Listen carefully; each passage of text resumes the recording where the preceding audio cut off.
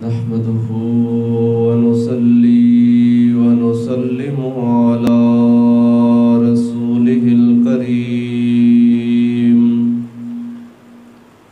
وعلى آله وأصحابه أجمعين. أما بعد فأعوذ بالله من الشيطان الرجيم. بسم الله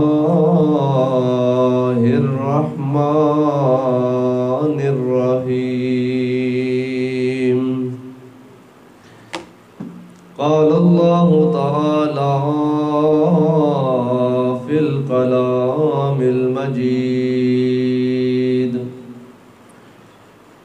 ومن يتعد حدود الله فقد ظلم نفسه لا تدري لعل الله يحدث بعد ذلك أمرا. آمنت بالله صدق الله العظيم. إن الله وملائكته يصلون على النبي يا أيها الذين آمنوا صلوا عليه وسلموا تسليما. الصلاة والسلام عليك يا سيدي يا رسول الله وعلى آلك وأصحابك يا سيدي يا رحمة للعالمين. الصلاة والسلام عليك يا سيدي يا رسول الله وعلى آلك وأصحابك يا سيدي يا جد الحسن والحسین. اللہ رب العالمین کی حمد و ثنا اور حضور پاک صاحب الاولاق احمد مجتبی جناب حضرت محمد مصطفیٰ صلی اللہ علیہ وآلہ وسلم آپ کے دربار گوہربار میں درود و سلام پیش کرنے کے بعد، قابل احترام حضرات سامعین عظام، میرے بزرگوں، آج ماہ شوال المعظم کی 9 تاریخ ہے اور اس ماہ مبارک کا یہ دوسرا جمعۃ المبارک ہے. اللہ تعالیٰ اس یوم سعید کی برکات ہم سب کو عطا فرمائے. آپ احباب کے سامنے قرآن پاک کی سورہ الطلاق کی پہلی آیت کریمہ میں سے ایک حصہ تلاوت کرنے کا شرف حاصل کیا ہے. دعا ہے اللہ تعالیٰ اس آیت کریمہ کی روشنی میں مجھ کو حق بیانی کی توفیق عطا فرمائے اور سن کر سنا کر مالک ہم سب کو عمل کی توفیق عطا فرمائے.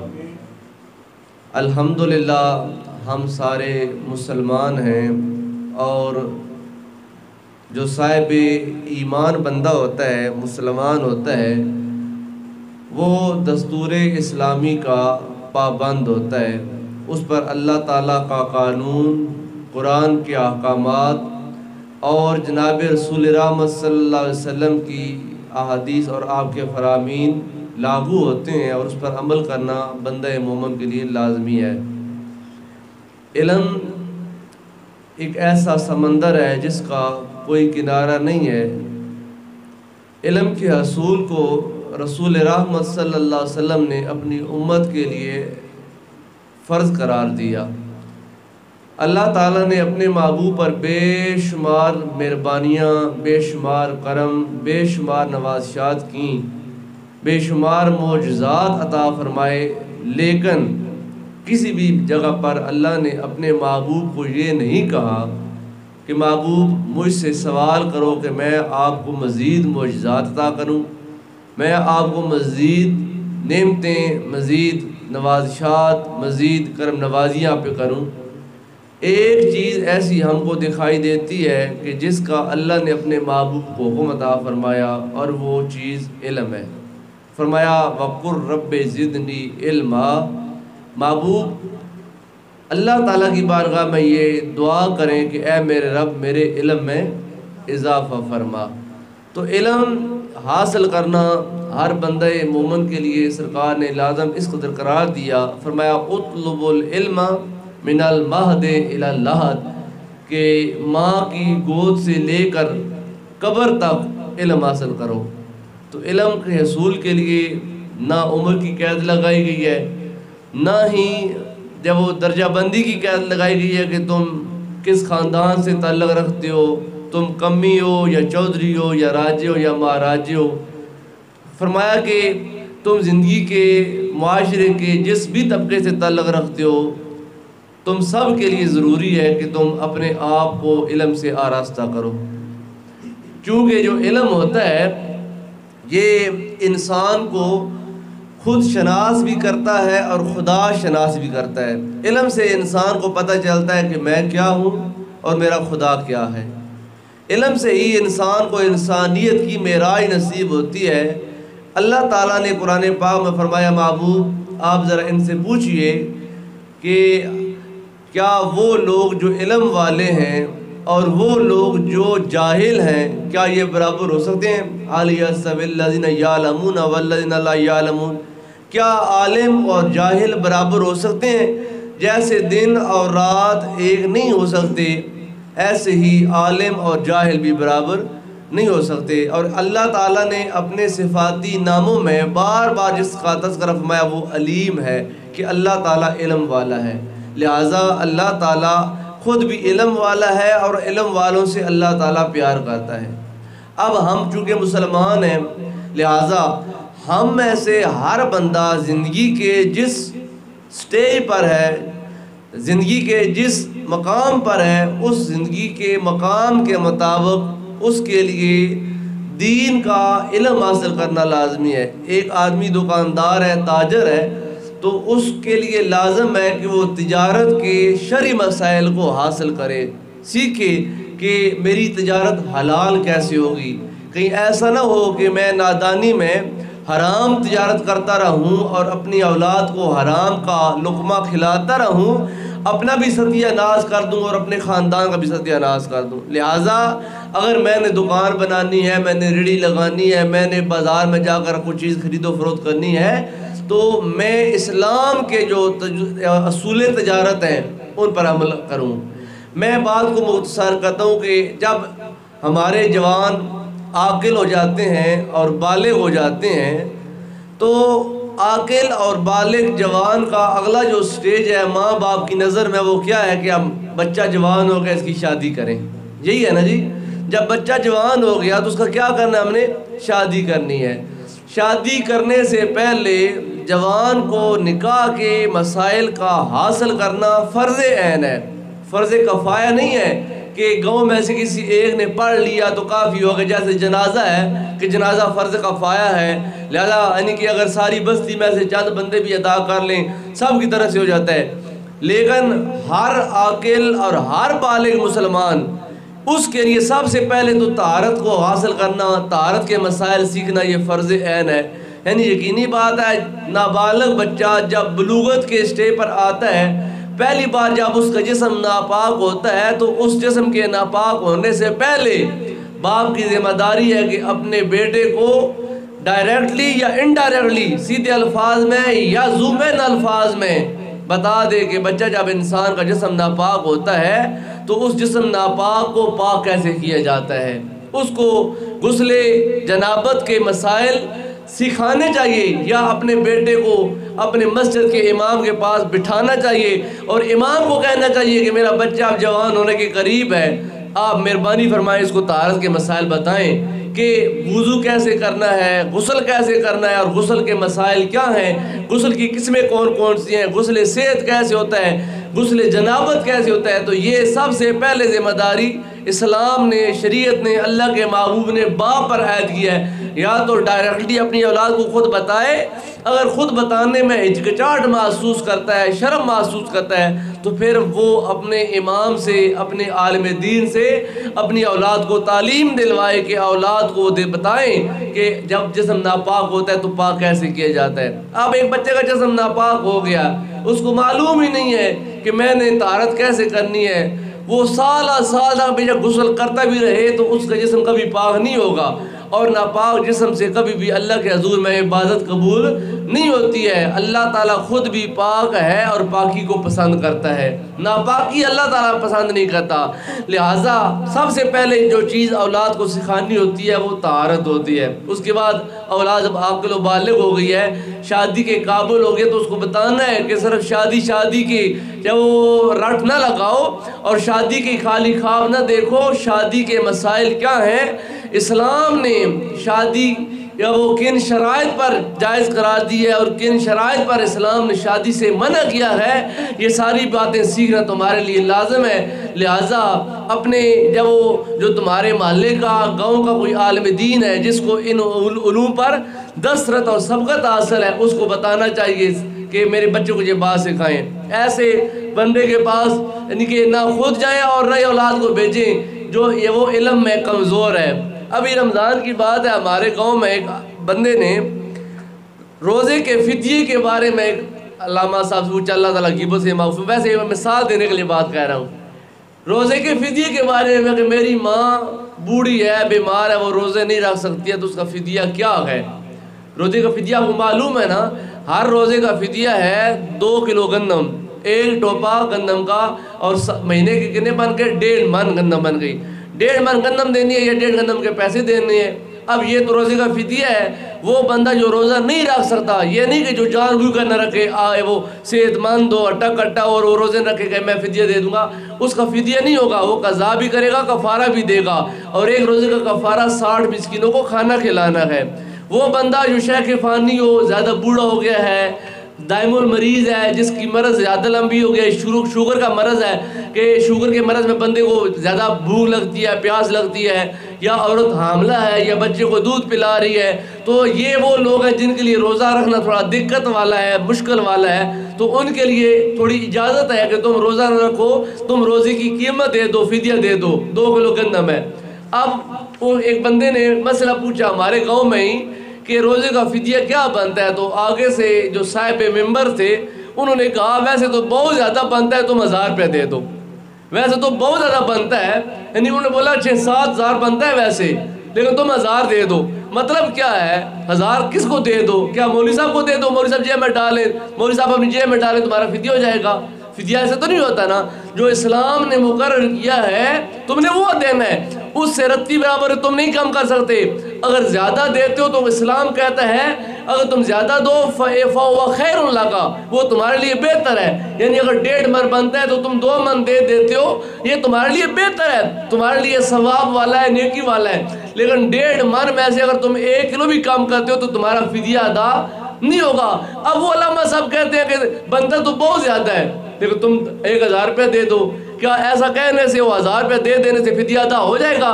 قطعاً نہیں ہوگا۔ تو جو بندہ علم میں ماہر نہیں ہے، جس کو مسائل پر عبور نہیں ہے، اس کے پاس نہ بیٹھیں اور نہ ہی اس سے ایسے مسائل سیکھیں۔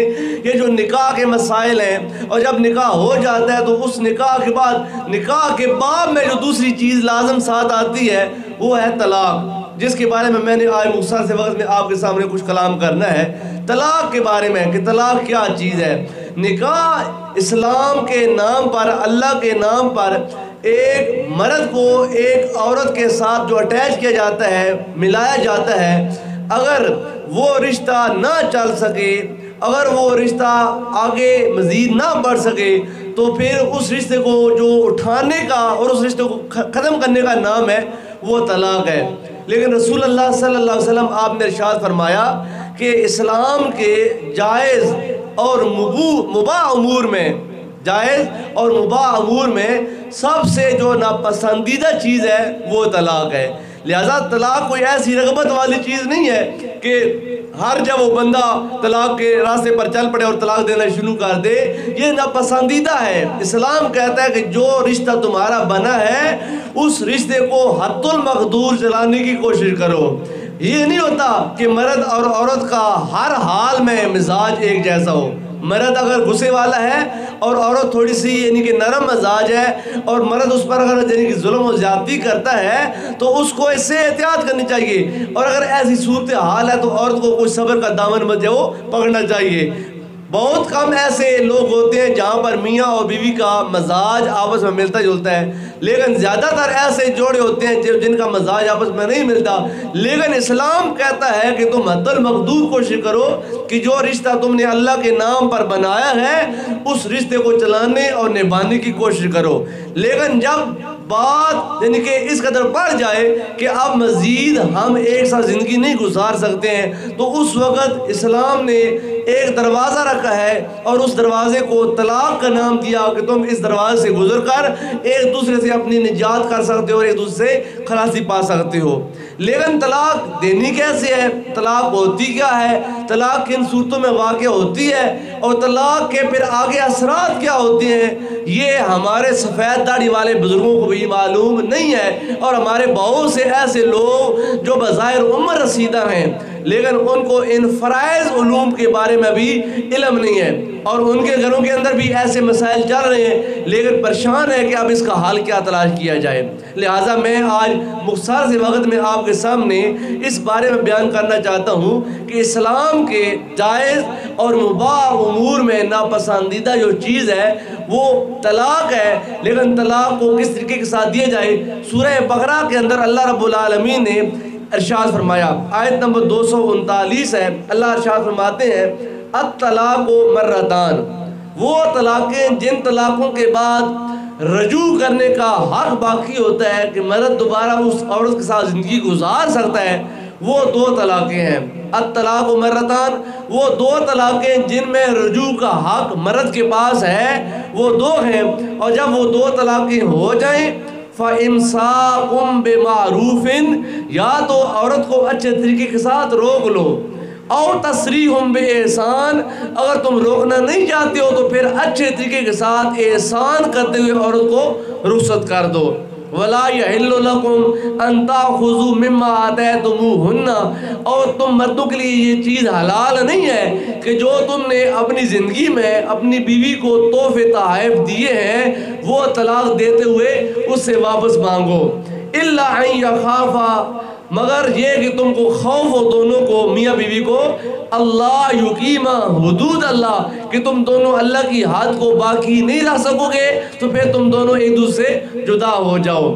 فَإِنْ خِفْتُمْ اللہ یقیمہ حدود اللہ، اگر تم کو خوف ہو اس بات کا کہ تم اللہ کی حد کو قائم نہیں رکھ پاؤ گے فَلَا جُنَاحَ عَلَيْهِمَا فی مفتدت بہی، تو پھر ان دونوں پر یعنی کہ مرد اور عورت پر کوئی حرج نہیں ہے کہ وہ عورت کچھ فدیہ دے کر اپنی جان چھڑا لے۔ اس آیت کے حصے میں خلا کا بیان کیا جا رہا ہے کہ اگر مرد عورت کو طلاق نہیں دیتا اور عورت مرد کے ساتھ نہیں رہنا چاہتی ہے تو پھر وہ حق خلا اختیار کر کے مرد سے خلاصی پا سکتی ہے۔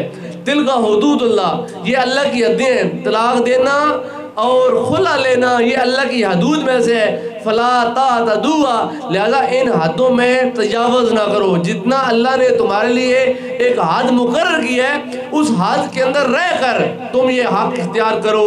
ومن یتعدی حدود اللہ، اور جو اللہ کی حد کو کراس کرتا ہے، جو اللہ تعالیٰ نے حد مقرر کی ہے وہ بندہ اس سے آگے پاؤں رکھتا ہے، فاولئک هم الظالمون، تو وہ ہی بندہ اپنی جان پر ظلم کرنے والا ہے۔ فَإِن طَلَّقَهَا، دو طلاقیں دینے کے بعد اگر مرد نے تیسری طلاق دے دی اپنی بیوی کو فَلَا تَحِلُّ لَهُ مِن بَعْدُ حَتَّى تَنكِحَ زَوْجًا غَيْرَهُ، تو پھر اس عورت کے لیے حلال نہیں کہ وہ اس مرد کے ساتھ رہے بجوز اس کے کہ وہ کسی اور مرد کے ساتھ نکاح کرے، جس کو ہم اپنے عرف میں حلالہ کہتے ہیں۔ تین طلاقیں دینے کے بعد پھر وہ عورت اس پہلے مرد کے لیے حلال نہیں ہے۔ جب تک کہ وہ کسی اور مرد سے نکاح کرے اور خلوت صحیحہ کے ساتھ اس کے ساتھ زندگی گزارے، اور پھر وہ مرد اس عورت کو طلاق دے، اور اس مرد کی عدت کے گزارنے کے بعد وہ پھر عورت اس کے پاس پہلے خاوند کی طرف لوٹ سکتی ہے اور پھر دوبارہ نکاح کر سکتی ہے۔ فَإِن طَلَّقَهَا، اگر وہ مرد پھر تیسری طلاق دے دے، فَلَا تَحِلُّ لَهُ مِن بَعْدُ حَتَّى تَنكِحَ زَوْجًا غَيْرَهُ، تو یہ عورت پہلے مرد کے لیے حلال نہیں بجوز اس کے کہ یہ کسی اور مرد سے نکاح کرے۔ فَإِن طَلَّقَهَا، پھر وہ دوسرا خاوند اس عورت کو طلاق دے، فَلَا جُنَاحَ عَلَيْهِمَا أَن يَتَرَاجَعَا، تو پھر اس صورت میں اس عورت کے لیے کوئی یعنی کہ گنجائش یعنی کہ یہ وبال نہیں ہے، کوئی حرج نہیں ہے کہ وہ پہلے خاوند کی طرف لوٹ سکتی ہے حلالہ کرانے کے بعد۔ ان ظنّا ان یقیما حدود اللہ، اس یقین کے ساتھ کہ ان کو اس بات کا یقین ہو کہ وہ اللہ کی حد کو اب قائم کر پائیں گے۔ وَتِلْكَ حدود اللہ، لوگوں یہ اللہ کی حدیں ہیں، یُبَيِّنُهَا لِقَوْمٍ يَعْلَمُونَ، اور یہ حدیں اللہ ان لوگوں کے سامنے بیان کر رہا ہے جو صاحب علم ہے، جن کو اللہ نے کچھ شعور دیا ہے۔ بے شعور لوگوں کے لیے اور بے وقوف لوگوں کے لیے ان مسائل میں عبرت نہیں ہے، عبرت وہی حاصل کریں گے جن کو اللہ تعالیٰ نے روشن دماغ عطا فرمایا ہے۔ تو ان دو آیات بینات میں طلاق اور خلا کے بارے میں اللہ تعالیٰ نے ارشاد فرمایا۔ طلاق کی کچھ قسمیں ہیں، طلاق کی جو ان اقسام کا بندے کو ادراک ہونا اور علم ہونا یہ لازمی ہے۔ میرے جو جوان بھائی ہیں خصوصاً ان سے میں گزارش کروں گا ذرا اپنے جو خیالات کو میری طرف مرکوز رکھیں، میری ان باتوں کو سمجھیں، اس آج کی گفتگو کو ایک سبق سمجھیں اور اس کو اپنے دل اور دماغ میں جگہ دیں۔ یہ باتیں روز روز نہیں ہوتی ہیں، اور نہیں کوئی مولوی ان ممبروں پر بیٹھ کر جمعے کے خطبے میں یہ بات بتاتے ہیں، اور نہ لوگوں میں اتنا شعور ہے کہ وہ مولوی صاحب کے پاس بیٹھ کر یہ مسئلے حاصل کرتے ہیں۔ اس لیے ہماری اکثریت جو ہے نیشن ہے وہ ان مسائل سے بالکل نابالغ ہے، پھر گھوڑے یعنی کہ غصے کے گھوڑے پر اور حماقت کے گھوڑے پر سوار ہو کر اپنی بیوی کو 100 طلاقیں دے دیتے ہیں، اور پھر ایسے ظالم مولویوں کے پاس جا کر اب جب وہ اپنا مسئلہ بیان کرتے ہیں جو جہنم اپنے پیٹ کا جہنم کو بھرنے کے لیے 3 طلاقوں کو 1 طلاق بنا کر کہتے ہیں کہ یہ حلال اور جائز ہے۔ قطعاً حاشا وکلا ایسا جائز نہیں ہے۔ جو بندہ ایسے کرتا ہے وہ حرام کاری کے راستے پر چلتا ہے، وہ بدکاری کے راستے پر چلتا ہے۔ طلاق اس کے لیے جو شریعت نے کچھ ٹرمیں اور کچھ صورتیں بیان کی ہیں۔ ایک ہے طلاق احسن، اس کو اپنے ذہن میں رکھیں۔ ایک ہے طلاق بولیں طلاق احسن، دوسری ہے طلاق حسن، اور تیسری ہے طلاق بدعت۔ اس کو طلاق بدعت بھی کہا گیا ہے، طلاق مکروہ بھی کہا گیا ہے، اور طلاق حرام بھی کہا گیا ہے۔ طلاق احسن کیا ہے؟ اب جب ہم نے کسی بندے کو مارنا ہے، مارنے کا ارادہ کر لیا ہے، اور وہ بندہ ایک گولی سے، ایک ضرب سے، ایک سٹ سے مر جائے، تو کیا اس بندے پر 3 گولیاں چلانا عقل مندی کی بات ہے؟ جب ایک سٹ سے ایک بندہ مر رہا ہے تو اس کو 3 سٹیں لگانے کا کیا فائدہ، 3 ضربے لگانے کا کیا فائدہ؟ اسلام کہتا ہے کہ طلاق کوئی پسندیدہ چیز نہیں ہے۔ حتی المقدور کوشش کرو کہ تم طلاق نہ دو، اپنا میاں بیوی کا جو تعلق ہے اس کو قائم رکھو، لیکن جب تمہارا یہ یقین ہو جائے کہ میں اب اس عورت سے مزید نہیں چل سکتا، یہ منہ پھٹ ہے، یہ بدتمیز ہے، یہ میری احکامات کی پیروی نہیں کرتی ہے، یہ مجھ سے اب یعنی کہ زور میں زیادہ ہو چکی ہے، اور اس کے اخلاق اور کردار سے میرا معاشرے میں نام ڈوب رہا ہے، لہٰذا اب اس سے جدائی کے سوا اور کوئی راستہ نہیں ہے، تو اس وقت کہا گیا ہے کہ تم اپنی بیوی کو طلاق دے سکتے ہو، لیکن سب سے افضل اور سب سے اعلیٰ اور سب سے اچھی طلاق آسن ہے، جو ہم میں سے بہت لوگ یہ اختیار کرتے ہیں۔ جب ہم طلاق دینے پر آتے ہیں نا اور کہتے ہیں جی طلاق دے کر کہتے ہیں جی میں تو غصے میں تھا، بھائی طلاق کون بندہ ہے جو ہنس کر خوشی کے ساتھ بیوی کو کہے کہ جا بھائی کپ چائے کا بنا کر لیا، چائے پی کر میں تم کو طلاق دینا چاہتا ہوں؟ کون ایسا بندہ ہے جو کہتا ہے یہ مٹھائی کھا لے، مٹھائی کھانے کے بعد میں تم کو طلاق دینا چاہتا ہوں؟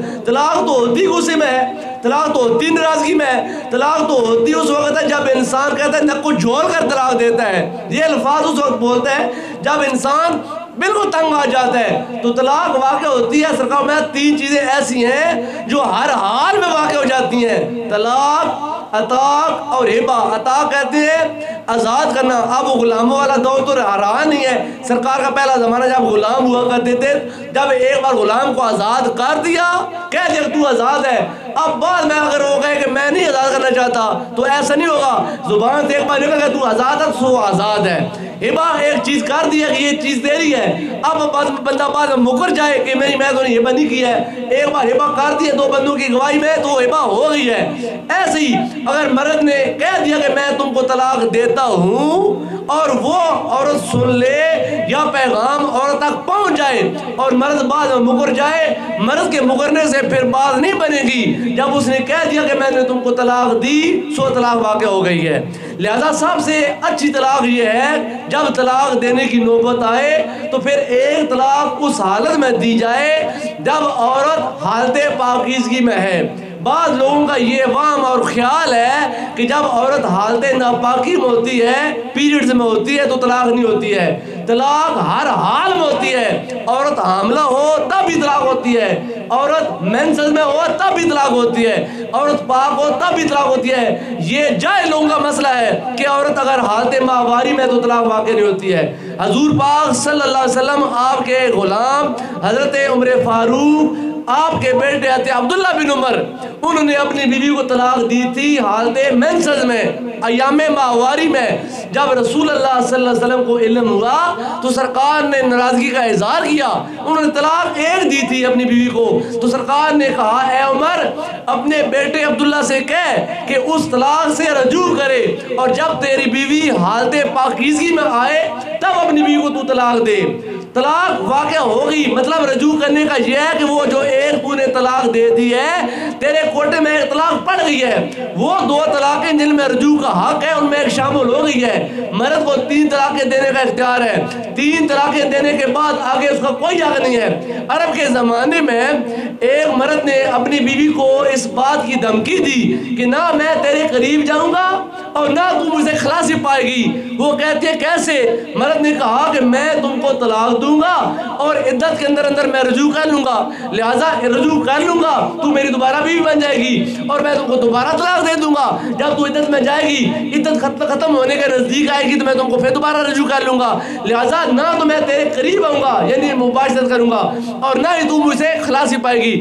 اب جب اس عورت کو اپنا یہ مستقبل تاریخ دکھائی دیا, اندھیرے میں دکھائی دیا, اپنی تباہی اور بربادی دکھائی دی, وہ عورت حضور کی بارگاہ میں حاضر ہوئی. اگر اپنا مسئلہ بیان کیا یا رسول اللہ میرے خاوند نے مجھ کو یہ جب وہ دھمکی دی ہے کہ نہ تو تیرے قریب جاؤں گا نہ تو مجھ کو آزاد, وہ مجھ سے آزاد ہو پائے گی. جب اس عورت نے یہ مسئلہ بیان کیا, فراز عرش سے اللہ تعالیٰ نے قرآن پاک یہ آیت کریمہ مناظر فرمایا الطلاق مرتان, محبوب اپنے غلاموں کو بتا دو کہ تم زائد طلاقیں دینے کا حق نہیں رکھتے ہو. طلاقیں 2 ہی تم دے سکتے ہو جن میں تم اپنی بیوی سے رجوع کر سکتے ہو. فَإِن طَلَّقَهَا, 2 طلاقیں دینے کے بعد اگر تم نے تیسری طلاق دے دی پھر وہ عورت تمہارے حق میں نہیں رہے گی, وہ عورت ہمیشہ ہمیشہ تمہارے ساتھ حرام ہو جائے گی اور طلاق مغلظہ پا کر وہ تم سے بینونت پا جائے گی اور حرام ہو جائے گی. اور اگر وہ عورت تمہارے ساتھ دوبارہ رہنا چاہے تو سوائے ہلالے کوئی اور کوئی دوسرا راستہ نہیں ہوگا. لہذا طلاق دینے کا اگر معاملہ پیش آ جائے تو اپنی بیوی کو صرف 1 طلاق دیں. یہ ہمارا بیان چونکہ فیس بک اور یوٹیوب کے اوپر ملٹی میڈیا کے اوپر جاتا ہے تو ہم یہ پیغام دینا چاہتے ہیں کہ وہ لوگ جو سٹامپ فروش ہیں, بہت بڑے ظالم لوگ ہوتے ہیں جو سٹامپ فروش ہوتے ہیں, جب ہمارے لوگ طلاق کا سٹامپ لکھوانے کے لیے ان کے پاس جاتے ہیں نا, یا تو انہوں نے پہلے ہی لکھ کر تیار رکھا ہوتا ہے, صرف اس کے اندر خالی اور پر کرنی ہوتی ہے, انہوں نے پہلے ہی 3 طلاقیں انہوں نے لکھی ہوتی ہیں. سٹامپ فروشوں سے یہ کہا جائے کہ میں اپنی بیوی کو طلاق دینا چاہتا ہوں تو 1 طلاق تو سٹامپ پر لکھ, 2 یا 3 طلاقیں نہ لکھ. وہ جو 3 طلاقیں انہوں نے لکھی ہوتی ہیں وہ سٹامپ جب عورت کے پاس پہنچ جاتا ہے تو 3 طلاقوں کے ساتھ وہ عورت مغلظہ ہو جاتی ہے اور پھر راستہ واپسی کا کوئی بھی نہیں بچتا اس کے لیے سوائے حلالے کے. لہٰذا اپنی بیوی کو جن ایام میں وہ پاکیزگی کیا یا وہ حالت میں حالت طور میں طلاق دینے کا اس حکم دیا کہ ان دنوں میں چونکہ مرد کا عورت کی طرف رغبت کا میلان ہوتا ہے. جب عورت ناپاک ہے تو مرد تو ویسے ہی نیچرلی اس سے دور رہتا ہے, اس سے بدبو آ رہی ہے, اس سے بلیڈنگ ہو رہی ہے, اور مرد عورت کے قریب نہیں جاتا. لہذا اگر اس حالت میں وہ طلاق دیتا ہے تو یہ اندیش ہے کہ اس نفرت کی وجہ سے یہ طلاق دے رہا ہے, یا اس سے وہ ناپاکی کی وجہ سے طلاق دے رہا ہے. لہذا حکم دیا کہ رجوع کر. اگر تو طلاق دینا ہی چاہتا ہے تو اس حال میں دے جب اس طرف رغبت رکھتا ہوں, اور جب رغبت رکھنے کے دل میں تو طلاق دے گا تو پتہ چلے گا کہ واقعہ تو اس کے ساتھ نہیں رہنا چاہتا. لہذا ایام طہر میں, پاکیزگی کے دنوں میں, جب عورت ناپاکی سے پاکی کی حالت میں آئے تو صرف ایک طلاق دی جائے. ایک طلاق دے کر عورت کو چھوڑ دیا جائے. اس کا 1 مہینہ گزرے, دوسرا مہینہ گزرے, تیسرے مہینے تک اگر عورت تو وہ ہے کہ جس کو ایام یعنی کہ ماہواری آتے ہیں, مینسز آتے ہیں, اس کی عدت ہوتی ہے شریعت کے اندر 3 ماہواریاں. اور وہ عورت جو ایسا ہے, بچی ہے یا بوڑھی ہے, اس کی عدت ہے 3 مہینے. اور وہ عورت جس کا جو حاملہ ہے اور حاملہ عورت کو طلاق ہو جاتی ہے, اس کی عدت وضع حمل ہے کہ جب تک وہ بچہ ڈیلیور نہیں ہونا, وہ بچہ عورت کے وجود سے باہر نہیں آنا, تب تک وہ عورت اس مرد کے عدت میں ہے اور حق میں ہے. لہذا عدت کے تمام ان دنوں کی جو نان و نفقہ ہے, کھانا پینا ہے, رہائش ہے, لباس ہے, وہ سارے کا سارا اس مرد کے اوپر باقی رہتا ہے. لہذا سب سے آسان طلاق یہ ہے کہ ایک طلاق دی جائے ایام پاکیزگی میں, پھر عورت کو چھوڑ دیا جائے. اگر تو 1 مہینے کے اندر اندر, 2 مہینوں کے اندر اندر, 3 مہینوں کے اندر اندر مرد کو خیال آئے کہ میرا گھر تباہ ہو جائے گا, میرے بچوں کا کون راکھا بنے گا, میرا کھانا کون پکائے گا, میرے کپڑے کون دھوگا, اور میرے گھر کا نظام کیسا چلے گا, اور اس کا پھر رجوع کرنے کا معاملہ آ جائے تو وہ اس عدت کے اندر اندر رجوع کر سکتا ہے. اگر وہ ان کے 3 مہینوں کے اندر یا 3 ماہواریوں کے اندر رجوع نہیں کرتا تو اس کی جو عدت ختم ہوتی جائے گی تو یہ طلاق رجعی, طلاق بائنہ بن جائے گی. طلاق رجعی کا مطلب یہ ہے کہ جس میں وہ رجوع کر سکتا ہے. اور طلاق رجعی میں رجوع کیسے ہوتا ہے کہ مرد صرف اتنا کہہ دے کہ میں نے جو تم کو طلاق دی تھی میں اسے لوٹتا ہوں, رجوع کرتا ہوں. عورت کہہ دے کہ ٹھیک ہے, وہ میاں بیوی ہیں, ان کو پھر دوبارہ نکاح کی ضرورت نہیں ہے. یا مرد شہوت کے ساتھ مرد عورت کو مس کرے اور آگے عورت مزاحمت نہ کرے, یہ بھی رجوع ہے. یا مرد ہنس کر مسکرا کر عورت کو دیکھے اور آگے عورت بھی مسکرا کر رسپانس دے تو یہ بھی رجوع ہے. یہ ساری صورتیں رجوع کی ہیں. یہ عدت کے اندر اندر رجوع باقی ہے. اگر رجوع ہو گیا وہ میاں بیوی ہیں. لیکن اگر اس ایک طلاق کی عدت کے ختم ہونے کے بعد وہ عورت یعنی کہ مرد عورت سے رجوع نہیں کرتا تو وہ ایک طلاق جو طلاق رجعی تھی 3 مہینے کے اندر اندر, وہ 3 مہینوں کے بعد یا ان وہ 3 ماہواریوں کے بعد طلاق بائنہ بن جائے گی. اور بائنہ یہ بینونت سے نکلا ہے, اور بینونت کہتے ہیں جدائی کو. اب وہ عورت اس مرد کے نکاح میں نہیں ہے, اس کے جو اثرات نکاح ہے وہ ختم ہو گئے ہیں. لیکن اس ایک طلاق کے دینے کا فائدہ یہ ہے کہ 10 سالوں کے بعد بھی اگر وہ مرد اس عورت کے ساتھ زندگی گزارنا چاہے, دوبارہ ایک ساتھ ایک گھر میں ایک چھت کے نیچے رہنا چاہے, 2 بندوں کی گواہی میں نئے مار کے ساتھ وہ تجدید نکاح کر کے دوبارہ میاں بیوی بن سکتے ہیں. یہ تو فائدہ ہے اس طلاق آسن کا. یہ سب سے افضل طلاق ہے کہ صرف ایک طلاق دی جائے یا ایک ہی طلاق اسٹامپ کے اوپر لکھوائی جائے. ایک طلاق دے کر اور وہ چھوڑ دیا جائے اور وہ عدت اپنی پوری گزار لے, اور گزارنے کے بعد وہ آزاد ہو جائے. یا تو 3 مہینوں کے اندر اندر رجوع کر لو, یا رجوع نہیں کرنا چاہتے ہو جب وہ عورت تم سے جدا ہو گئی ہے. اس کا فائدہ یہ ہے کہ اگر تم دوبارہ اس عورت سے زندگی گزارنا چاہتے ہو, 2 بندوں کی گواہی میں نئے حق مار کے ساتھ تم اس عورت کے ساتھ تجدید نکاح کر کے دوبارہ میاں بھی بن سکتے ہو. یہ ہے سب سے افضل طلاق, طلاق احسن. دوسری طلاق حسن. طلاق حسن یہ ہے کہ ایک طور میں ایک پاکیزگی میں طلاق دی جائے اور پھر 1 مہینہ گزرنے کے بعد جب وہ دوبارہ حالت طور میں آئے, مینسز آنے کے بعد دوبارہ پاک ہو تو دوسرے طور میں ایک طلاق دے دی جائے. اور پھر یہ 1 مہینہ گزرے, پھر اس پر ایام ماہواری آئے, پھر وہ پاک ہوئے. جب تیسرا طور ہو, طور کہتے ہیں پاکیزگی کو, یہ لفظ ٹرم استعمال ہوتی ہے فقہ میں. طور پاکیزگی کے وہ دن جن دنوں میں عورت نماز پڑھ سکتی ہے, قرآن پڑھ سکتی ہے, عبادت کر سکتی ہے, اور جن دنوں میں مرد کے لیے عورت کے ساتھ مباشرت کرنا حلال ہے، وہ طور کے دن ہوتے ہیں۔ جب تیسرا طور آئے تو تیسرے طور میں پھر ایک اور طلاق دے، اس طرح 3 طور میں 3 طلاقیں دینے کے ساتھ وہ عورت اس سے خلاصی پا جائے گی۔ یہ طلاق حسن ہے۔ طلاق حسن یہ ہے کہ صرف ایک طلاق، اور طلاق حسن یہ ہے کہ 3 طوروں میں 3 مہینوں میں 3 طلاقیں دی جائیں۔ اور طلاق بدعت، طلاق مکروہ اور طلاق حرام یہ ہے کہ ایک ہی طور میں یا ایک ہی مجلس میں یا ایک ہی کلمے کے ساتھ اپنی بیوی کو 3 طلاقیں دے دی جائیں۔ جو ہمارے مرد یہی کرتے ہیں، جو سب سے ناپسندیدہ طلاق ہے وہ ہم ناپسندیدہ کام ناپسندیدہ طریقے سے ہم کرتے ہیں۔ یہ کام جو طلاق کا کام ہے یہ ناپسندیدہ کام ہے۔ ناپسندیدہ کام اگر کرنا چاہتے ہو تو احسن طریقے کے ساتھ یا حسن طریقے کے ساتھ کرو تاکہ تمہارے لیے لوٹنے کا کوئی دروازہ باقی ہو۔ لیکن ہم ناپسندیدہ کام کو ناپسندیدہ طریقے سے کرتے ہیں، اور وہ کیا ہے؟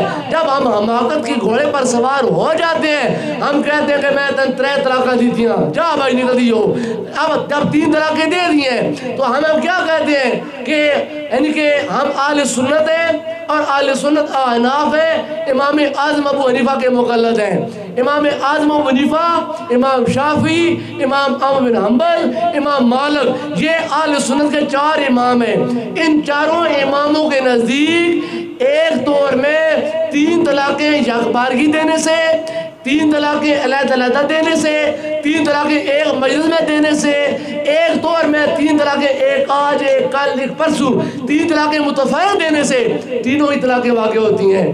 یہ مسئلہ غیر مقلدین کا، ان لوگوں کا کہ جو امام اعظم کو نہیں مانتے ہیں، امام شافعی کو نہیں مانتے ہیں، امام احمد بن حنبل، امام مالک کو نہیں مانتے ہیں، جو غیر مقلد ہیں، اہل حدیث ہیں، وہ کہتے ہیں کہ تم 100 طلاقیں بھی دے دو ایک مجلس میں ایک طلاق واقع ہوتی ہے۔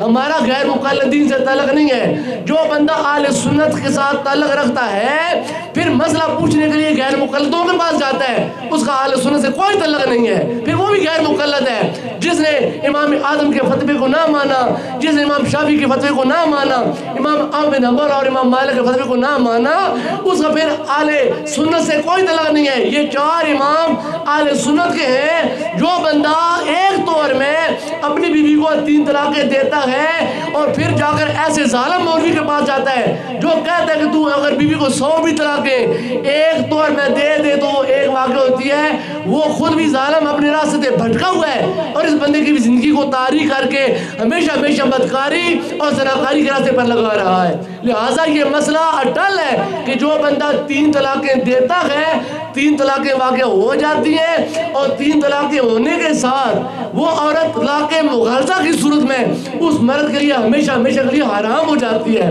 اب اگر وہ مرد اس عورت کا زندگی گزارنا چاہتا ہے تو سوائے حلالے کے اور کوئی راستہ نہیں ہے، اور حلالہ یہ طلاق سے بھی بڑھ کر گندا کام ہے۔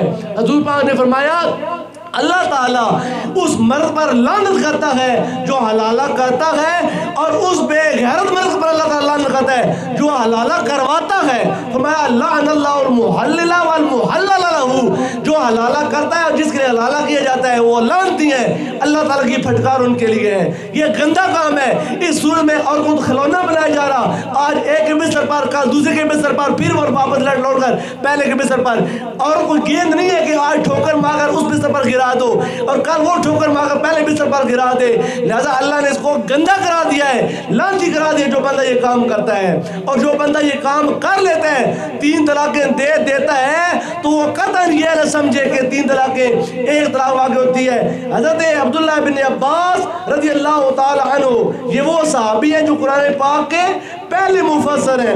حضرت عبداللہ بن عباس رضی اللہ تعالی عنہ آپ کے پاس ایک بندہ آیا، اس بندے نے آ کر اس حدیث پاک کو امام احمد بن حنبل نے نقل کیا، بخاری ابو داؤد شریف کے اندر حدیث پاک یہ موجود ہے، اور ابو داؤد شریف کے حدیث پاک کا جو نمبر ہے 2197۔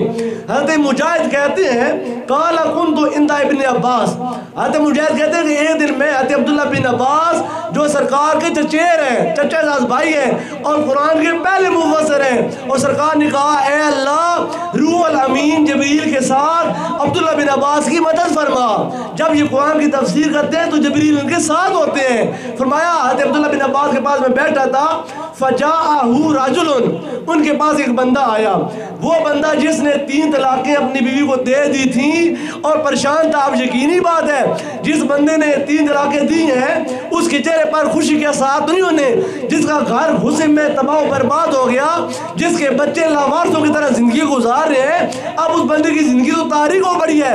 اب ایک بندے کے پاس جاتا ہے، وہ کہتا ہے جی 3 طلاقیں تو 3 طلاقیں ہوتی ہیں، دوسرے کے پاس جاتا ہے، وہ کہتا ہے 3 طلاقیں تو 3 طلاقیں ہوتی ہیں، ایک بندہ دور دراز بیٹھا ہے، وہ کہتا ہے کہ ان کو چھوڑ میرے پاس آ، 5000 مجھے ٹکا، میں اب تم کو فتویٰ لکھ دیتا ہوں، 3 طلاقیں کی بات کیا ہے، تو 100 طلاقیں دے لے تو تیری ایک ہی طلاق واقع ہوگی، لہٰذا میں فتویٰ دیتا ہوں جو بندہ ایسے بندے کے پاس فتویٰ لینے کے لیے جاتا ہے اس کا پھر اہل سنت سے تعلق نہیں ہے۔ چاروں امام جو آج وہ اہل سنت کے ہیں ان کا اس بات پر متفقہ فتویٰ ہے کہ 3 طلاقیں دینے سے ایک نہیں واقع ہوتی ہے، 3 طلاقیں دینے سے 3 ہی واقع ہوتی ہیں۔ لہٰذا وہ بندہ جس نے اپنی بیوی کو 3 طلاقیں دی تھیں، عبداللہ بن عباس رضی اللہ تعالیٰ کے پاس آیا، فقال، کہتا ہے انہو طلق امرأتہ ثلاثا، کہتا ہے کہ میں نے اپنی بیوی کو 3 طلاقیں دے دی ہیں، اب میرے لیے مہربانی فرمائے کوئی راستہ نکالیں کہ میں دوبارہ اس بیوی کے ساتھ رہ سکوں، میں نے غصے میں اپنی بیوی کو 3 طلاقیں دے دی ہیں، لہٰذا میں اپنے اس فعل پر، اپنے اس کام پر بڑا ندامت محسوس کر رہا ہوں، میرا گھر اجڑ گیا ہے، مہربانی فرمائے کوئی راستہ نکالیں۔ حضرت مجاہد کہتے ہیں کہ جب وہ بندہ سائل عبداللہ بن عباس کے پاس آ کر اپنا مسئلہ بیان کرتا ہے نا، فساقطہ، چند لمحات کے لیے حضرت عبداللہ ابن عباس خاموش ہوئے، حتیٰ ظننتو انہو رادھا الیہ، حتیٰ کہ مجھے یہ گمان ہوا کہ آپ اس عورت کو اس کی طرف لوٹا دیں گے، یعنی کوئی راستہ نکال دیں گے کہ وہ عورت اس کے لیے دوبارہ حلال ہو جائے۔ مجھے گمان ہوا کہ آپ ایک جب وہ لمبا ٹائم جب وہ سکوت میں رہے، سوچتے رہے اور اس مسئلے کے اوپر غور و فکر کرتے رہے، مجھے گمان ہوا کہ انہو رادھا الیہ، کہ آپ اس عورت کو لوٹائیں گے۔ ثم قالا، پھر آپ بولے، حضرت عبداللہ بن عباس سکوت اختیار کرنے کے بعد جب آپ نے سکوت کو توڑا، اپنی زبان کو حرکت دی تو آپ بولے، آپ نے کہا، قالا ینطلق احدکم، تم میں سے ایک بندہ چلتا ہے، فیرکب الحموقۃ، اور وہ حماقت کی سواری پر سوار ہو جاتا ہے۔ حماقت، یہ حماقت ہے، جب اسلام نے تمہارے لیے طلاق کا راستہ رکھا ہے تو اس کے تم کو دینے کے طریقے بھی بتائے ہیں، طلاق آسن دو، طلاق حسن دو، طلاق بدل نہ دو، طلاق مغرور نہ دو، طلاق حرام نہ دو۔ جب تمہارے لیے 2 راستے پہلے تھے، تم نے 2 راستے چھوڑ کر سب سے گندا راستہ اختیار کیا، اور آج تم آئے مسئلہ پوچھنے کے لیے، آپ کہتے ہیں تم میں سے ایک بندہ چلتا ہے اور وہ حماقت کی سواری پر سوار ہوتا ہے، فیرکب الحموقۃ، وہ حماقت پر سوار ہوتا ہے۔ ثم یقول یا ابن عباس، یا ابن عباس، حماقت کی سواری پر سوار ہو کر 3 طلاقیں دے کر پھر وہ روتا ہے، چلاتا ہے اور کہتا ہے کہ اے ابن عباس، اے ابن عباس، میرے لیے کوئی راستہ نکالو۔ آپ نے فرمایا وَإِنَّ اللَّهَ تَعَالَى قَدْ قَالَ وَمَنْ يَتَّقِ اللَّهَ يَجْعَلْ لَهُ مَخْرَجًا، آپ نے فرمایا او ظالم، تو نے 3 طلاقیں دے کر اپنے لیے واپسی کے سارے دروازے بند کر دیے ہیں۔ جب اللہ تعالیٰ نے یہ کہا تھا کہ جو بندہ طلاق دینے کے معاملے میں اللہ سے ڈرتا ہے، اللہ تعالیٰ اس کے لیے پھر کوئی راستہ نکال دیتا ہے۔ اگر تم نے طلاق دینی ہے تو 1 طلاق دو تاکہ وہ ریورسیبل ہو، وہ رجوع والی ہو، تم اپنے بیوی کی طرف لوٹ سکو۔ تم نے طلاق دینی ہے تو 2 طلاقیں دو تاکہ 2 طلاقوں کے بعد بھی تم رجوع کر سکو۔ جب تم نے سب سے گندا راستہ اختیار کیا، غلط راستہ اختیار کیا، تم نے 3 طلاقیں دی ہیں، اب تمہارے لیے کوئی راستہ نہیں ہے۔ آپ نے فرمایا وَمَنْ يَتَّقِ اللَّهَ، اللہ فرماتا ہے جو اللہ سے ڈرتا ہے، يَجْعَلْ لَهُ مَخْرَجًا، اللہ اس کے لیے اس مصیبت سے نکلنے کا راستہ نکال دیتا ہے۔ اور اے بندے وَإِنَّكَ لَمْ تَتَّقِ اللَّهَ، تو اللہ سے ڈرا نہیں ہے۔ جب تو طلاق دینے لگا تھا نا تو اس وقت غصے کے گھوڑے پر، تو حماقت کے گھوڑے پر سوار تھا، اور تو نے ایک ساتھ کہہ دیا کہ جا نکل جا میرے گھر سے، میں نے تم کو 3 طلاقیں دے دی ہیں، میں نے تم کو 100 طلاقیں دے دی ہیں، میرے گھر سے نکل جا۔ طلاق دیتے وقت تو نے اپنے آپ کو حواس سے کھو دیا، لہذا تو نے اللہ تعالیٰ کے ڈر کو، اللہ کے خوف کو، اللہ تعالیٰ کی خشیت کو اپنے دل سے نکال دیا۔ وَإِنَّ